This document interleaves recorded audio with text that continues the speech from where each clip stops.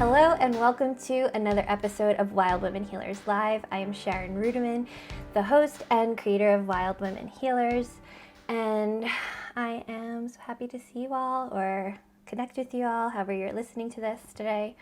I have a very cool interview coming up in this episode. I talked with Sabia Wade earlier this week. You all should stick around because that is going to be, I don't know, it's one of my favorite interviews so far, and I don't know, I didn't do a lot of talking, just a lot of listening, so that's coming up next. And just before we hop into the interview, just want to, since this episode is coming out on Wednesday, being recorded a little bit earlier, but Wednesday is our new moon, and I just love doing things on Wednesdays because Wild Women Healers Wednesday. It is the new moon in Pisces and Mercury. I think it's a great day to send out emails, to express yourself, and to communicate. So, just a little quickie on this new moon today. It is in Pisces, so it is ruled by the moon. The moon, I think, is often a very misunderstood card, and I think Pisces is also a little bit of a misunderstood sign.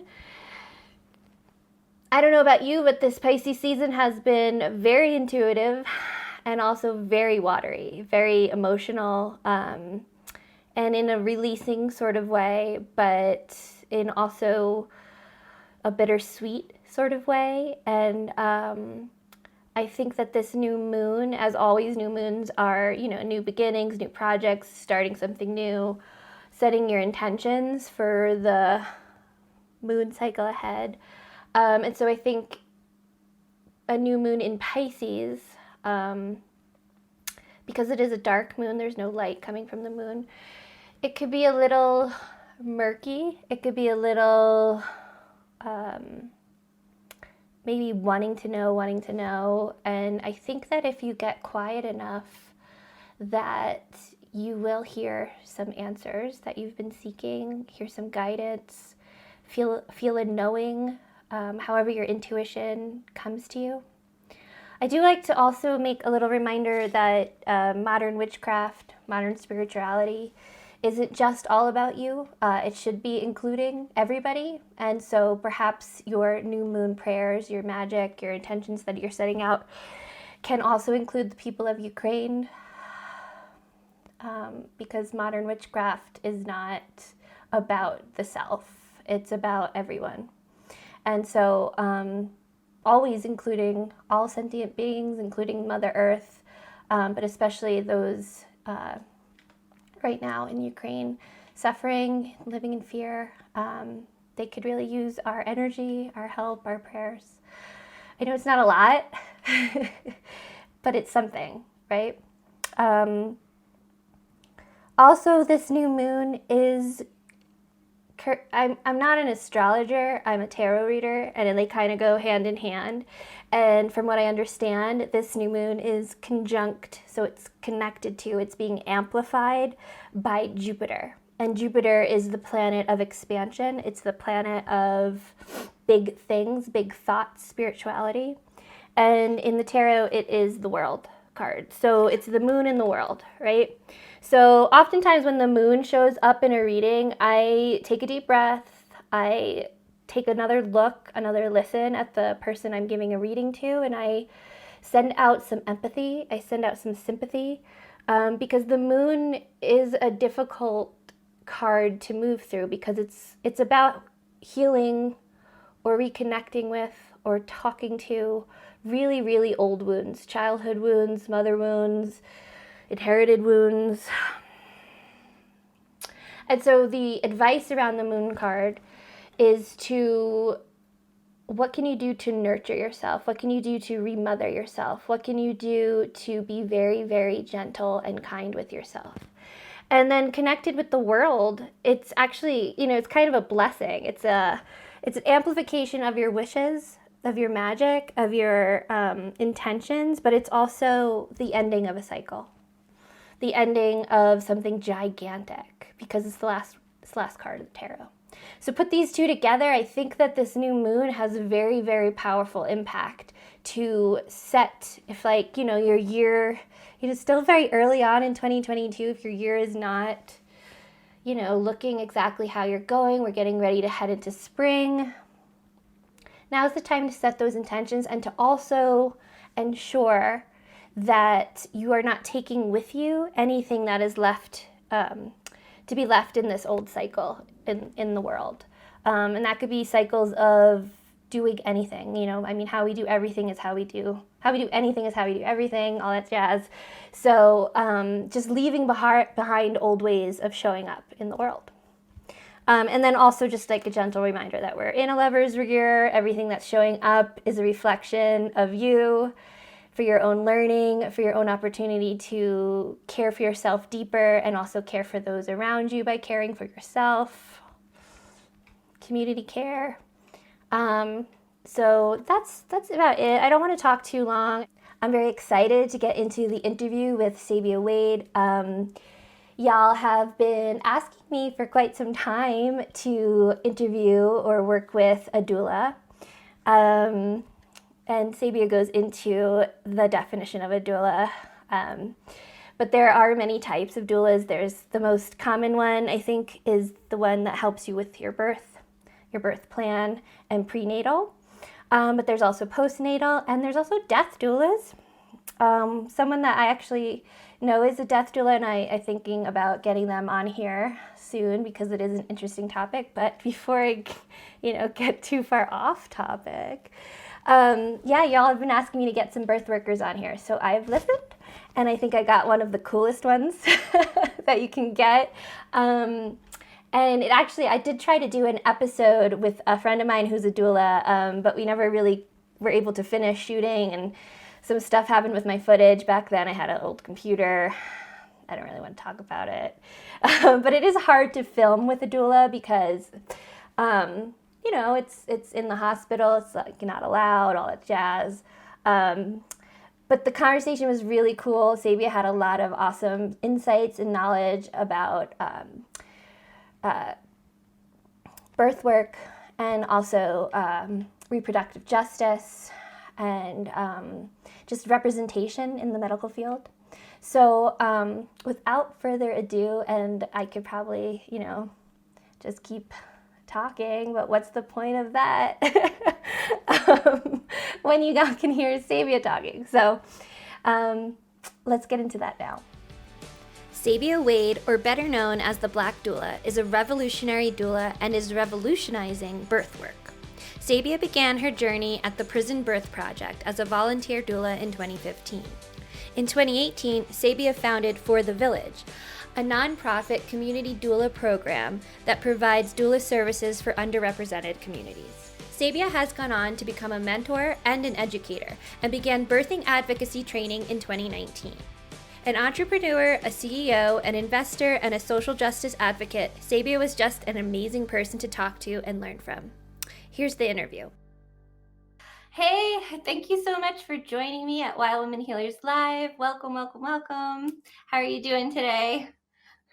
I am doing good. I'm doing good. Cool. Sabia, can you introduce yourself real quick? Just tell everybody who you are, what you do. Oh yeah, that is a long list, but I will try to keep it short. Um, let's see. By trade, I am a full spectrum doula. I'm the CEO of a few businesses, including Birthing Advocacy Doula Trainings, which is a doula training organization. The Black Doula, which is like my brand, where I do like a lot of like anti-racism trainings, inclusion, different types of workshops and teachings over there. I have a trucking business now. It's called Loads of Pride, and that's happening. A wine business I just started too, and that's called Solace's Wine. And then I also have a nonprofit called For the Village in San Diego, where we provide low income folks with doula services for the free. Um, so yeah, I'm that. I'm an investor. I'm an author. I'm writing a book. I'm actually gonna be doing that this weekend. Um, and I'm a dog mom of two now. And yeah, I'm me. We'll see what else we That's come okay. across. I didn't realize you owned like so many businesses. I'm a manifesting generator too, so Okay, that makes sense. yeah, Enneagram 8, CEO type, yeah, it's a thing. I'm a projector, so I'm just here to like be seen and guide you if you accept my guidance. Listen, we all have our role, so I'm here for it. Cool. So I was reading a little bit about, actually, wait, let's back up a second. For people who just don't know, because I know I didn't know until a couple years ago, somebody explained it to me. What is a doula, and what is the difference between a doula and other birth workers like midwives, Mhm, etc.? mhm. So doula is, we give like a nice basic definition, is a trained person who helps individuals, birthing people with educational support, emotional support, and literal on hands-on support during the birthing process, or any reproductive health experience. So you can have a doula for postpartum, for abortion care, for as many different things that you can have a doula around for. And so, as far as the difference between other practitioners, I think the ones that we get mostly mixed up with is midwives. And so, midwives, we like to think of them as the people who are medically responsible for what's going on during a birth. So, they're there to make sure that everyone is safe medically, baby, parent, all of that. A doula is someone who's there for the educational, the emotional support, and like I said, that physical support. So, especially during the labor process, if someone's going through contractions, we may be doing different positions and holds to help them through maneuvering that long, painful process. So yeah, that's pretty much the difference. And we are usually not connected to like a bigger system. We usually work independently and for ourselves. But you will sometimes find doulas who may be working within like a hospital system. Right. Yeah, I knew some people that worked within like Douladelphia, which I think was like a community of doulas in Philadelphia. Yeah, that's cute, Cute Philadelphia. name, right? Yeah. And I mean, I've also heard that doulas are there to advocate for you. Is that true? Yes, yes. So such a good conversation. I'll try not to go too into it because, like, that could be a long one. Okay. Um, but yeah, there's definitely questions in the ongoing like world of birth around our doulas advocates. In my opinion, we are and always are and always will be. So a part of my reasoning for that is me. I am, if you haven't noticed, I'm Black. If you see the melanin popping, okay, but but I'm a Black queer non-binary woman. And for Black people, Black birthing people, we died 3 to 4 times that of white birthing people in the first year of postpartum or during labor. Um, and the reason for that, research has shown, is that it's not because of socioeconomic factors or education levels or this, that, and other. It's really racism and discrimination within a hospital space. And people and Indigenous people also have very similar numbers in that way. And so for me, being a person who is serving my community, and I serve all different types of people, but serving my community specific, I have to advocate, right? Because there's this, if I don't, there's a higher chance that you may literally die in this space because I wasn't educating you on your on all your choices, or I wasn't giving you, whatever information is needed, so on and so forth. So for me, doulas are always advocates, even if you are working with a client who is not Black and they're white or whatever they are. It's the idea that I am there to be supportive to my client. So that means that I'm going to make everything clear, from the different birth positions that that person can be in, to the different options they have for delivering their baby.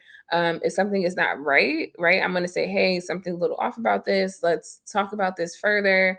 Just want to make sure that my client is having the most positive experience that they can have. And even if something does go awry, like it does, right? Because babies do what they want to do all the time, that my client is feel supported even in the chaos. So always an advocate, always a doula. And you actually started off in the prison birth project, right? Yes, I love when you do your little history. You be looking at me. I did my research. What did you like witness there that Yes. set you So on this journey? Yeah. So when I started that work, prior to that, I was working in the medical field. I was a nursing assistant, and I was working my way up to being an RN because I thought like it's the next natural step. I was working in hospital systems, so I was just being exposed to everything from like organ transplants to gunshot wounds to like really serious like situations. And so I was like, okay, I'm going to be an RN. It's going to be great. But after a few years of being in the hospital system, I did realize these inequities, right? These disparities that were happening in the ways that people were being treated, the way that they weren't given access to certain things, the way that they weren't having enough access to things. Like I was just like, I don't know if I can do this. So I had became familiar with doulas while I was in the Philadelphia area. And long story less long, in 2015, I decided to move from Philly to Massachusetts to Worcester.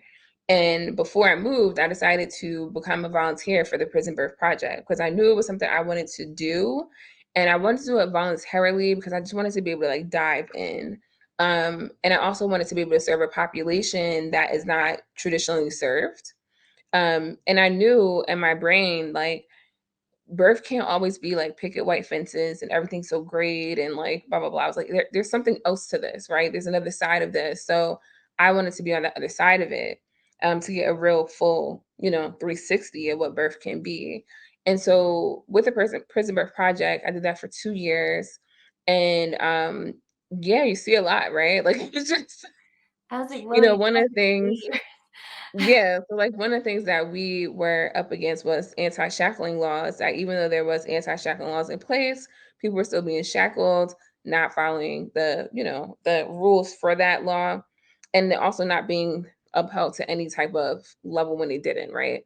You see a lot of, the child welfare services and just, like, how people weren't being treated, like, with respect because they were incarcerated or they were formerly incarcerated because it was something on their record. Then I was dealing, the exposure to substance abuse, right? And like how that works. And not just like one thing that you have to learn as a doula and as people, but specifically as a doula is that we give non-judgmental care.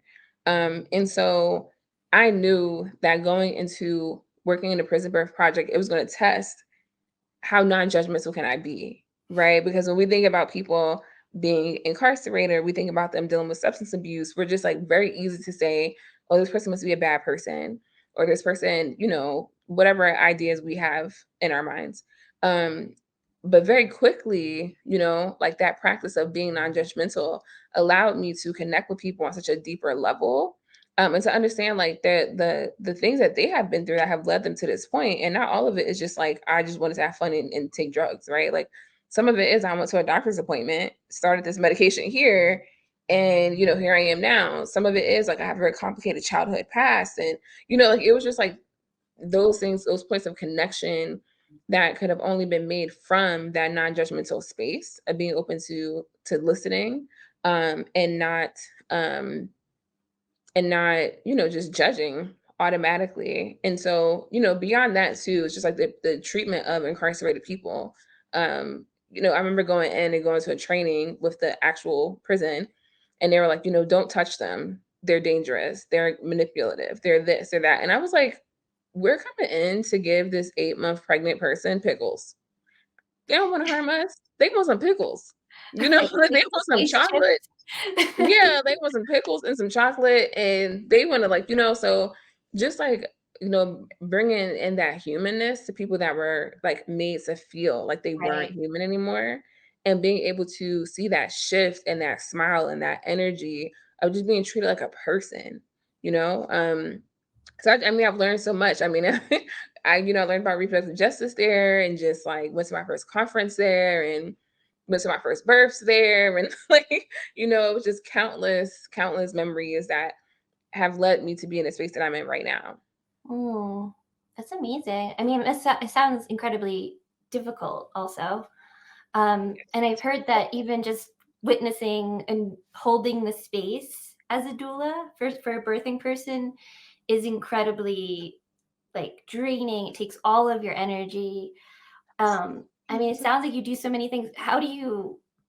What do you do to like release that? Like release any energy you've taken on or? You know what I Yes. mean? So, well, for me, so over the years, like, growing from, heavily being like one-on-one doula care and then really stepping into being a teacher. And I think when I became a teacher, I was like, oh, like, I don't know, maybe it'll be like less draining in a way because like I'm not at this birth for 30 hours, right? Right. But it's not. Because in either space you're holding space, right? And a lot of the students are parents. A lot of them have been through birth. A lot of them are processing as they go through our courses, like and even people that I don't know, just because I say that I'm a doula, if I'm at a party, someone wants to tell me about their birth story, right? Like it's just a thing. So for me, I deal with my like stress and my release. I have like a lot of things in place. I have chiropractic care in place. I go to therapy. I have like a spiritual coach. I like love getting a massage. Like for me, release like through my body is like the best. Especially like going to births when you come out, sometimes your body is just frozen because it's you're giving that emotional output, but also that physical output. You're doing Right. hip squeezes and you're holding this and you're up for hours and you know, whatever it is you might be holding a leg for hours. You never know. But yeah, for me it's been like this implementing and making it a part of my regular schedule to have these check-ins with the practitioners that care for me. Whether it's like mentally, physically, emotionally, whatever it is, making sure that those things are in place and that I'm like consistently getting that care and not waiting until I'm like at the edge. So it's ongoing. Yeah, that makes sense. I mean, I think it's like you got to have a whole team sometimes. I have a whole team. I have a whole entire team. Um, to touch back a little bit what you were talking about when I asked you about the advocacy question, um, especially since Black birthing people have such high mortality rates or maternity mortality rates, Maternal mortality rates. right? Why is it important to have representation in like the birthing room, like somebody that looks like you? Why is that Mhm. important? So important. So I remember, so actually, it's actually bringing me back to my like first paid client outside of PBP.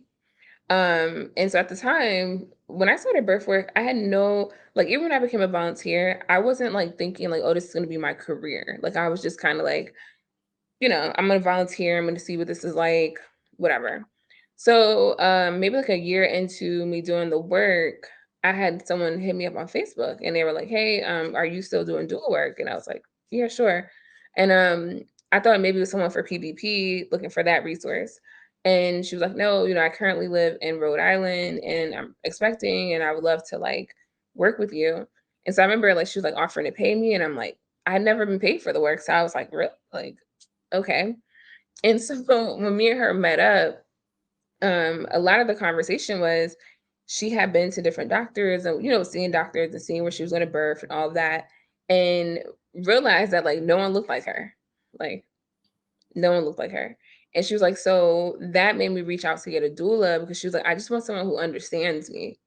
Like, I just want someone who understands my culture, who understands like what I'm saying, the context of what I'm saying. I want someone that she was like, I can look at and they get it, like that like connection. And for her, and what I've seen for like future clients is that it provides a level of safety, a level of understanding, a level of closeness, and to also not feel so like isolated during such a vulnerable time.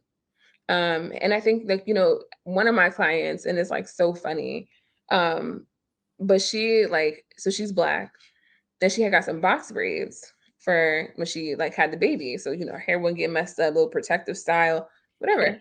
So, I like so it. she was like, she had her box braids because, after you have a baby and everything, you don't be thinking about Yeah. your hair, like keep it cute, whatever. So anyway, so during the labor process, she was at this point, she wasn't medicated or anything. So she's like, moving around, having, the contractions and whatever. So she's moving into like, the kind of middle space of birth and active labor. And she needed more like relief. So the next thing is like, let's get in the shower. So if we get in the shower, let the steam work, like it's gonna help to like, open things up. kind of decrease some of the pain, so on and so forth. So like I said, she had these like, long braids that had just got done, and they are not cheap. Okay. So for all my like Black women and people calling here who get their hair braided, it is not cheap. So so at the time she was like, oh, I didn't bring a headscarf, right? And so now it's like that, question of like, do I go in the shower and mess up like this thing that cost me hundreds of dollars, or like, what do I do? So I grabbed a hospital bag and I like tore off the handles and I like put it over her head and like twisted it up and made it like into a headscarf, whatever. And like you would think, during all the process of birth and all things that happened during the birth, that like that would just not be a big thing. But that's like one of her favorite things to talk about is like, Sabia did not let my hair get messed up. Like Sabia knew, let's wrap this up. I know this costs a lot of money. Let's whatever. Like, and that's that like cultural awareness and understanding that like, she could have been looking wild in her pictures, hair fluffy, whatever case is. But it was like that moment of like, I don't have to explain this to you. Right. You get it. You went for the solution and you made sure I was okay, not just physically, but mentally, that I felt good, right? That is like the importance of just having someone who looks like you in the space. Right. Because there's like a shared understanding or a shared, Mm-hmm. not a shared history, but a shared, almost a trust. Yeah, exactly. Exactly. Of course, like during bigger, more complicated situations, right? It's very helpful. Like I've had a client who was trying to avoid a C-section because she was really scared because of the disparities. She didn't want any like surgical thing happening. And so, we were kind of doing shift work, me and my co-doula with her. And, at the time her blood pressure was up. She was having preeclampsia. They were using a magnesium, but it wasn't working anymore. So, then you start getting to that danger zone of like, might have to have a C-section. Like, and that was just like the one thing she did not want to do. Right. Right. And I understood her fear as a Black person. Like, I get it. I can't guarantee anything, right? I can try to be there and try to do things, but I can't guarantee anything. So anyway, we started talking about using an epidural because at the time she didn't have an epidural, but educating her in that time around, hey, epidural may lower your blood pressure and give you additional time to have the baby, right? And her being able to trust that and understand that her fear that she was experiencing wasn't like, I wasn't experiencing from a sympathy space. I was like empathizing. Like I get your fear. But Right. I feel the same fear, right? Um, and so, she ended up having an epidural, held her blood pressure down. She had her baby vaginally. But again, that like Wow. ability to connect on that level of like, no, I'm not just sympathizing and saying, oh, I feel so bad for you, woo woo. I'm saying like, no, I understand. I'm Black too. And this shit is scary. So this is something that we could do as an option. And I'm gonna be here the whole time to ride it through with you. Like, how about that? So it just makes a really big difference. Yeah. And I think it's something that a white birth worker, I don't, just wouldn't get. They don't get the fear in the medical industry, the Hmm. history of being experimented on, and the Yeah, and it's long, like 'cause it's an empathy thing, right? It's like sympathy is one thing, and I think that people like white people have feelings, right? They're like, dang, that's messed up, like But it's to really be in that body, to be in a Black body, and to hear those statistics, especially like as a birth worker and educator, I'm constantly educating people on those statistics, right? So knowing like how that feels and like knowing people who have been affected by these disparities, like seeing it constantly, like it's just you don't know that experience unless you have that lived experience. right. And one of the things, you're a big advocate for reproductive justice. What does reproductive justice mean to you? Because it Yes. means so many different things, right? Like, Yes, I mean, whew, okay, so reproductive justice for me, I mean, there's all these like definitions, right? Like in the sense of, so if you haven't looked it up, it was started by Loretta Ross and then women of African descent who were like, hey, second wave feminism is cool, and I know like y'all white women are talking about abortion and stuff, but we don't even got no access to that. We don't even got no jobs. Like equal pay, what? We need more than that, right? So they were like, this is cute, but you're not talking about marginalized communities. You're not talking about trans people, queer people, Black people, brown people. Like we need a bigger umbrella for this. So reproductive justice was created. And so what I can simply say is that to me, reproductive justice is everything. And the reason why I say that is because I remember my first conference I went to when I was a PVP doula, and it was about reproductive justice. And so they have all these different conversations happening, right? So some of them were about like abortion access, some of them were about Black health disparities, some of them are about, fertility, like whatever, right? All these like birth related kind of things. Right. And then I remember it was an Indigenous woman holding a space about water. And I was like, water? Like, what? Where are we going with this? And I was like curious. I was like, you know what? Let me just go in here and see what's going on. Um, and so when I went in there, she was like passing around water and like blessing the water and all of that. And then started to talk about the quality of water in her community and how trash it was, and how not only how trash it was, but how it was affecting the physical, like being of children and people drinking the water, like how it was affecting their offspring and this and that, whatever. And I remember just being like, yo, reproductive justice is everything. Like from the water that we drink to the food that we eat to the communities that we live in to our actual organs in our bodies to like these systems that we're living in, like all of it is just interconnected. And there's no, you can't just turn it off. Not one thing isn't involved in reproductive justice. We all have our certain focuses, right? Like mine may be birth and someone else may be water, but all that is connected to reproductive justice and in relation connected to all of us. So reproductive justice is just everything. That's like blowing my mind. Yeah. I'm like, whoa, I was not expecting that. Because I mean, it makes sense too, because we're all birthed into this world, right? So everyone deserves to be birthed into safety. That's it. That doesn't make sense. Not people shouldn't have to struggle for the things that everyone should have access to. Like Yeah. it doesn't make sense that some Like people are water. just dying for no reason, and some people are living in communities that are not safe, trying to raise their children, like people living in food deserts, Mm-hmm. like struggling with food insecurity, like people are not having water to drink.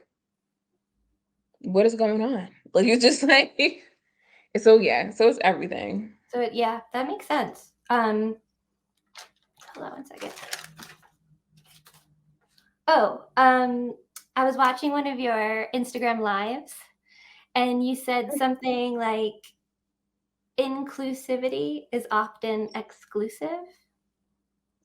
I said Am I saying it right? inclusion is not, wait, hold on. Inclusive language is not exclusive. Right. That's what I And said? and it was Yeah. like, I think your example was not everybody wants to be called a birthing person. They want to be called a mom or a dad. Can you Mhm. talk about that a little bit? Because that Yeah, was like, I sure. love that. Yeah. So one of the things, right, that like we are working within in our world right now, specifically, is like this whole element of inclusion, being inclusive to different genders and orientations and race and all of that kind of stuff. But in birth, like it's the most gender place you could ever be in, right? Like birth, it's like here's a man, here's a woman, they have a baby, it's a man or a boy, like whatever. Um, but as trans people, queer people, gender non-conforming people are coming out into the light more because we've always existed. It's not that we haven't existed historically; we have always been there. And some some religions and some communities have always had us there, right? But it's just like whatever. We won't get too deep into the history. So Right. It'll be like a really long show. all day. So, but one of the things I feel like we're struggling with right now is inclusive language. Right. And I think the biggest argument is that people are like, I don't want to be erased, right? So if I go by mom or dad, I don't want to be erased, right? Because I'm a woman or whatever it is, whatever your belief system is. Um, but I always question people and bring to them like inclusive language is not exclusive. So what that means is if I go to you, Sharon, and say, hey, you're one of the birthing people in this space, how would you like to be referred to? And you say, I'd like to be referred to as mom, I'm gonna say mom, right? Now I might go to another birthing person in the space and say, hey, how would you like to be referred to? And they might say, I like to go as Sabia. I don't even like y'all to call me mom, dad, or anything in between, right? Like, this is the way that I like to be referred to. This is what makes me feel safe. This is the way that I feel most seen, so on and so forth, right? And so, like, the argument that people are like, oh, I don't want to be excluded because, I'm woman, hear me roar, whatever. Like, it's like, no, you don't have to be excluded. That's the whole point. I don't want you to be excluded. I want you to tell me what you like to be referred to, how you like to be called, so I can respect that and call you just that. Right. Right. But if it's someone in the space who doesn't like to be called that, I also want to make space and room for them to be called whatever they want to be called. Right. So it's not saying like if someone tells me I want to be called mom, that I'm going to be like, nope, you're a birthing person. We're not trying to hear mom in here. Nope. No, I'm just like, okay, cool. Got you. I'm giving a general word so that people can personalize their experience. Hmm. Right. And when we think about trauma informed care, that is what it is. It's a choice. It's me not assuming anything about you. It's not me. And I'm not going to assume your gender. I'm not going to assume your age, even your race. I mean, understandably, if you see me, you're going to think I'm Black, but like, and I am. But, I've come across people who were mixed race or something like that where I didn't know. Right. So Right. even in that, I'm just like not assuming. I'm giving them the choice to one, tell me to opt in or opt out of telling me what they want to be called. So if they even want to speak to that, and I'm also giving them the option to say, this is my name, this is my pronoun, this is what I am, blah, blah, blah, because that is a level of respect, right? And if I can like honor that, right, and respect them in that way, we can open up different avenues to talk about whatever their needs may be or whatever we can build conversation on. Like, it's just an honor and respect thing. More than it is a trying to knock someone's name out or sex or whatever. It's like, let's just bring in everything and give you a choice and then honor that choice. Hmm. Yeah, and it's made me think about recently read an article about a trans man who was giving birth and just all kinds of bad experience. They're just not set up. I'm wondering like what you think the medical community can do to be more open to trans Mhm. birthing people. I mean, there's so many things, but I think, to start off, and this is any practitioner of any type. Your responsibility as a practitioner is to never stop learning. That's just your responsibility. And I think that is very easy for practitioners to say, like, oh, like if I'm a chiropractor, let me keep learning about the spine, right? Or like if I am an OBGYN, let me keep learning about vaginas, right? Like whatever. But it's not like people are not just their parts, right? Like they're people. So if you're giving care, which I'm hoping that you're aiming for as being holistic care, being trauma informed care, then you have to also be learning about people. So if you're coming across or you're seeing in the world, which you should be at this point, that that there are trans people seeking care, then I need you to learn, right? Like, and that's not to say that you're going to know every single thing and Right. whatever, but there is a way of just learning bedside manner when working with anyone, right? Like if you're working with someone who is trans, what is bedside manner and the standard of, hey, what's your name? What's your pronouns? Such and such and such, whatever the standard should be. And it should be the standard of care for everyone, to be honest. But it's just the same thing as if like you're working with someone who is Muslim, right? They may have a certain way of wanting to be cared for in regards to their religion, and you ask them those questions. So it's like having the ability to be open and to be humble enough to learn, right? Having the ability to be non-judgmental, having the ability to leave your personal feelings at home, right? And not to get in the way of your care. And just having the ability to understand that the world is always changing and growing. Like Right. it just is. And it's your responsibility to keep up with that, right? Like people are coming to you for care. That is a big responsibility. And it also gives you a power that is very is important for you to acknowledge, Yes, So if uneven. someone's coming to you, yeah, so if someone's coming to you for care and you don't even want to say their proper pronouns, Right. you're creating a traumatic experience for someone. And if you are someone who knows that you're not equipped to do that kind of care, just don't do it. Right? I'd rather that for someone to say, I'm not equipped to give you proper care and I do not want to harm you in any way. I'd rather go with that, or at least have the choice for someone to say, I'm in the learning process. I don't Right. want to harm You you. have the Yeah, courage to practice and learn. yeah. Yeah, do you want to interact with me based on that information or not? Some people are gonna be like, cool, yeah, like we can interact, I can teach you as we go along.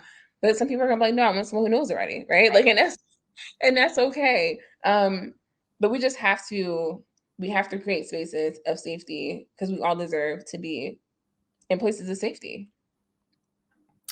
Do you believe in having a calling, and do you think that this is yours? And also, follow-up question, what do you love about witnessing births? Yes. They're kind of similar questions. Yeah, no, I got you. Do I think it's a calling? For me, yes. Because I feel like it's something that, I went into it voluntarily, right? Like we Right. mostly all do. I don't feel like I was forced into it. There was a genuine interest. Um, but when I got into it, um, I didn't know that I would be the go-to person for people. Like when I started to become that person very early on in the process, I was like, this is probably where I'm supposed to be. Even when I felt that, I still didn't know what the fuck that meant, you know? I didn't know like, I didn't know what that meant for my future, right? Because, I had heard about doulas, like, to be honest, I heard about like doulas being full-time doulas, but like the stress of it all and the strain and the this and like, I was and I also like went to being a midwife. I started midwifery school and then quickly was like, no, because the stress of trying to pay for out of pocket school and being doula, it was too much for me. So I knew it was my calling, but I knew I had to do it differently. Hmm. Right. Like I knew I was where I needed to be, but I knew that I was where I needed to be because I needed to show people that I didn't have to look a certain way. So that's something I've learned and that I've accepted. And it's gotten me into spaces like this, right? Um, and then as far as like what I like to witness, like what part do I like about witnessing my birth? Um, so much. I mean, I think it's like, I think it's always right, like that moment where like for me, it's not, I mean, when a baby pops out, great, whatever, baby's here. We love babies, yes, of course, but like, but I think it's really just a process of watching the birthing person move through the process because it's so many emotions and it's so much that comes up in the process of birth, whether it is past traumas or past like infant losses or like whatever it is, or maybe it's like you had a horrible relationship with your mom or like all that shit comes up to the surface, right? And like it requires people to really have to like push through, like screw the baby pushing through. It's like the it requires like that birthing person to really be pushing through literal physical pain as well as what may be happening to them mentally. And so being like of assistance to that and like, it becomes this, especially during the transitional part of birth, like a lot of my clients and just a lot of people in general start experiencing this part of like I can't do this. I can't do this. Like, even though they've like been in labor for so many hours and things are like working out and like whatever, they're just like, I can't do this. I can't do this. And like, being able to witness being like, yes, you can. And being so solid in that and just seeing them be like, you know what? I'm going to do this. Like, and then actually birthing the baby, like it's just something that can't be duplicated. It can't be the feeling can't be even if you go to so many births, it just that spark doesn't wear off. You know what I mean? Like, and I think because I'm a doula specifically, I'm literally meeting with people like prenatally at their home and they're 3 months pregnant and so like you're seeing like this long process of change, right? And then you see the parent that they are. And you see that it's like I just get to witness maybe more than other practitioners, the really like whole ass process. And it's beautiful and it's terrible and it's scary and it's great and it's a lot. But I always leave feeling like I've been gifted with the ability to witness it. Like it always feels like a gift to me to be able to be with somebody during such a vulnerable time and to be trusted by them, to be like literally so close in their space. Like it's, I don't know, it just feels, It's wild. it's nothing like it. That's crazy. Is there anything else that I didn't ask you that you were hoping to share? What do you hope for the future of eventually down the road of the birthing industry? Because it is an industry. It is an industry for sure. I mean, there's obvious things that I wish, like as far as disparities, like closing, which, you know, writing a book about some of my method around that.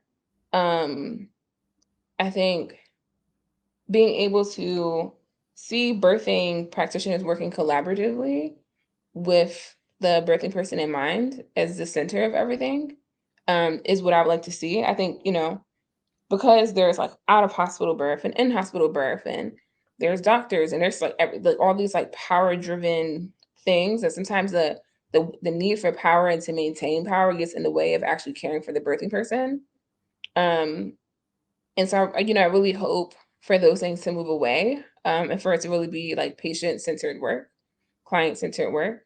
Um, and, you know, with reproductive justice, just wanting people to have what they need to care for their children, to have children, to feel good, to have a healthy pregnancy, to, you know, all those things, just wishing more of that, more ways of that, and for the people who are providing these services, for them also to have this ability to get paid enough to have the support that they need, um, because this work is not, it's not easy. Yeah. It's not easy being, you know, birth is great, but you also see a lot of loss. You see a lot of difficulty. You see a lot of strain, a lot of stress. You see a lot of generational trauma. Um, and so, you know, just wanting everyone to be able to work through those things and have what they need to work through. What are you most excited about coming up next for you? I'm most excited about my book.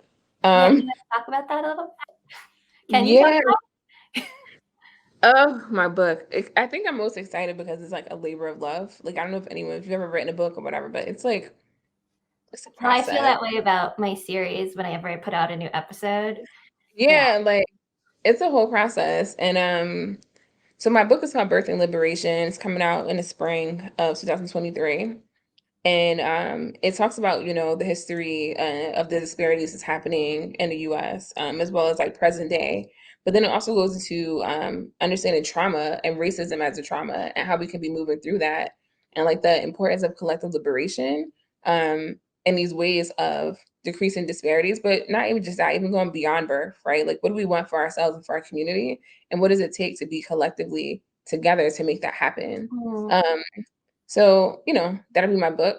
And so it's just been a labor of love. And I'm happy about it. I'm happy to like, I can't wait. Like this weekend, I'm actually going away for a little retreat. So I could just like Oh, write. nice. Yeah. Yeah. And so I'm just happy I'm nervous, of course, about like when it gets into people's hands and if they're gonna be like, this is a crock of bullshit, you know? But but at the same time, I'm like, you know, it's mine, you know, like it's mine. So I am just like looking forward to it just being out in the world and hopefully it being something that people see as a tool for liberation. That's awesome. I'm excited for you. It's like Thank always you. really scary putting that stuff out. And It's so sometimes it's scary, like but I'm like, oh my God, let's just get it over with. Like the anticipation and the, you know, right, and right. I'm gonna have to like do like, you know, book stuff beforehand. And I just like I can't wait for like right now, like I said, this weekend, I'm just trying to get these last 20,000 words out and send it to my editor and then start working on edits or whatever. But it's been a process. So I'm just like ready for it, you know, see what happens. Cool. Well, I'm excited for you. I hope this weekend is like amazing and you get it all Thank you. done. And thank you so much for No joining me here. problem. and It was letting fun. You didn't give me any, like, scary questions. Okay. You kept it cute. I was like, I'm really the vulgar one, so I was like, "Oh, okay, we're good." So I'm mostly listening in these, so I'm so grateful okay. to hear it.